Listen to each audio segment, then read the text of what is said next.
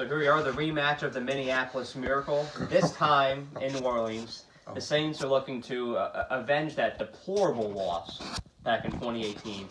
And I thoroughly believe that this time they do. I mean, you can argue that Drew Brees is actually playing optimal right now. This might be the best we've ever seen him in the entire duration of his career. But he's also surrounded by the most weapons he's ever had before. He has Michael Thomas. He has Ted Ginn Jr. He has Jared Cook. Alvin Kamara. I mean, this is a very thorough team. And the Vikings are one of the most talented teams in the NFL. But what's the one position that they lack, especially at this time of year? Quarterback. Oh, man. Kirk Cousins will be an absolute deer in the headlights. And there's times in the regular season where he's incredible, but he has that stigma, that mental block, that prevents him from performing at his usual level at this time of year. And I think that you'll see that unfold this Sunday. I'm selecting the New Orleans Saints. I think the home crowd will be absolutely electric, and that will propel them to victory. I agree. It's gonna be a very tough place to play, like always. Saints football, Saints playoff football, gonna be crazy in there. Minnesota, I love a lot of the guys on that team. They're so stacked. Oh, Adam Thielen, one of my favorite receivers. Stephon Diggs, Kyle Rudolph. Yeah, his production's going down this year. I like Kyle Rudolph. He's a big tight end. He's good. The defense has a lot of weapons. Xavier Rhodes has not played his normal way this year. Kirk Cousins, man, I can't trust him in big moments. It's just starting to get to the point where he looks like a middle-aged dad out there just throwing the ball to his son in the backyard, and so you can't have that. So I'm going to go New Orleans in this game. I feel bad because Minnesota has had so much talent for so long, and they're just not executing it. And it feels like if they did have that quarterback, and I give a lot of credit to Kirk Cousins. He's an average quarterback. He can win you some games. But in times like this, he ain't gonna win your game. I mean, any man that goes 0-9 on Monday Night Football, let's just call it for what it is. Yeah. You're a scrub. You're a scrub. I'm sorry, but it's tough, and it is what it is. I'm gonna go New Orleans in this game. I'm probably gonna go 31-20-30. I think the Saints are gonna somewhat light up the scoreboard a little bit. I think they're gonna dominate. And I think they're just gonna have too much for Minnesota in this game. I mean, Drew Brees is known in the playoffs. It's a good time for him. So. And I can allude back to what Colin Cowherd said in his show yesterday about quarterback face. The confidence that a quarterback presents in a game, especially playoff games, will determine its outcome. And the coaching quarterback duo. Now, there are teams that may have half of the puzzle completed, some may be complete, some may have none, i.e. the Cincinnati Bengals. The Vikings are halfway there. I love Mike Zimmer. He is an incredible coach. He is. But they're lacking in that quarterback position. The Saints have it complete. Sean Payton, one of the best coaches in his conference. Drew Brees, arguably the best quarterback in his conference, but maybe the exception of Russell Wilson. So I think that you do have to consider that at this time of year, the coaching quarterback duo. Absolutely. That's why I'm going with the Saints. I feel like Kirk Cousins is that guy that's like forced by his wife to drive a minivan. He still does drive a van. He actually does drive a minivan. He drives a van, yeah. If you watch the thing about the way he saves money, Kirk Cousins doesn't mess around. So one of those Honda Odysseys with the vacuum in the back. Yeah, Kirk Cousins, I'm sorry, bud, but your time, it's up. It's Kirk. up in Minnesota. It's up. So, Saints are going to get this win. They're going to move on. I think a lot of people expect this, but hey, Minnesota, I'm always up for a surprise. So we have a very intriguing matchup here between the Eagles and the Seahawks. No, we don't. This is what will conclude Sunday afternoon slate of games. And you take a look at these quarterbacks, and they're both in eerily similar circumstances. The teams have been depleted as a result of injuries. Seattle, you have Chris Carson, Rashad Penny, Tyler Lockett now. With the Eagles, you have, oh my God, where do we begin?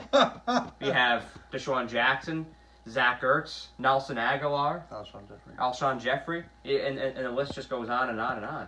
So, both quarterbacks have had a tremendous amount of pressure applied to them these past couple weeks. to carry their team to the playoffs. And they both succeeded in doing that. I give both of them a lot of credit. I had my doubts about Carson Wentz to begin the year, which have now been quenched. I now support him more than I did before. However, I am siding with the Seattle Seahawks. Russell Wilson has been dynamic all year long. I think he'll continue to be. I think he'll put on a show this Sunday. The Eagles have struggled to move the ball. We saw that specifically even at the Dallas Cowboy game. They did win. They did secure the victory. However, it wasn't the sexiest victory that we've ever seen. They were very slow moving the ball, and I think that Dallas's woes and inner dysfunction really gave Philly an advantage in that game. And you also saw it against the Patriots this year, especially at home. They've struggled to move the ball.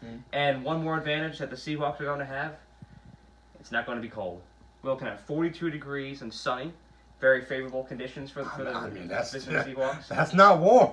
It's not warm, but it's manageable because you do have the chance of being in the 20s in Philadelphia at this time of year. So that's an advantage that they have. And the Seahawks are actually more dominant on the road this year than they have been at home. So you're going with Seattle? I'm going with Seattle. They've won 7 games on the road this year. Well, guess who I'm going with? Who? You'll never believe this one. The Seahawks. I'm going with the Seahawks, man. Come on. Let's stop joking around here. Philly's got too many injuries. Okay, you outlasted the Cowboys. Not a big deal. It's the Cowboys, to be honest, people. You Cowboy fans, go to bed.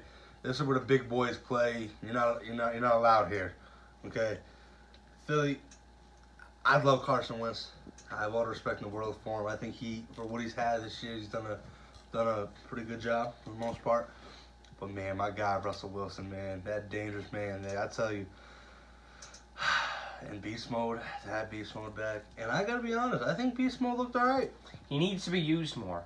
I did not understand why the Seahawks acquired him because they had, if they used the ground attack more in those final 16 seconds, like our first segment today, could have, would have, should have. If they used that, they could have won that game. I really think that they would. I don't know why Pete Carroll was so reliant on the pass game. Well, it's hard because to be out of football that long, you can't just go 100 right away. You know what I mean? So I get it. I get where he went with that. I think that's definitely going to help. I'm talking inside the 20-yard line, or even. Well, yeah, I know, but you don't want to give him too many carries. You see what I'm saying? But that is why you signed him. That play right there is why you signed Marshawn Lynch. Well, and he passed. Well, and this is another reason why you just should that they should have signed Marshawn Lynch is because they're going to be in the playoffs where they belong. Marshawn Lynch is no stranger to the playoffs. That's going to help him. I think Seattle's honestly going to take care of this one.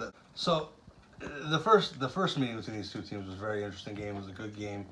Russell Wilson had a good game. That was also in Philly. So they've already been there. Ultimately, experience matters in the playoffs. Russell Wilson, no stranger. He's going to dominate. Philly might be in it for the first half. It might end up as a close game. I don't really think it will. I think it'll be 31-17, Seattle. I actually have the same score. I wrote down last night. We actually have the same final score. Yeah. It's just Seattle. If it's close, Seattle's going to take over late. Like I said, experience matters. So I'm going Seattle. You're going Seattle. First weekend of playoff football, man. I couldn't be more excited to see where these playoffs go. What about you? And I didn't even think about this. This is Carson Wentz's debut game in the playoffs. The past 2 appearances have been Nick Foles. Yep. Every playoff game for the Eagles has been Nick Foles. A lot of interesting storylines in these playoffs, I tell you. It's going to keep it fresh and interesting. You know what I think is the most interesting storyline of it all? What? We have the same 4 picks for the first 4 games. Well, hey, at least I don't have to sit here and go crazy over the weekend like I did last week. So that'll be nice. Yeah, I'm feeling refreshed after that nice 2-0. And you're going with, well, we're not going to reveal that. We're going to have our final donut pick next week. That will be the finale for that this year until September. So thank you all for watching this episode. I hope you all enjoy this wonderful slate of playoff games, wild card weekend. Have a great day.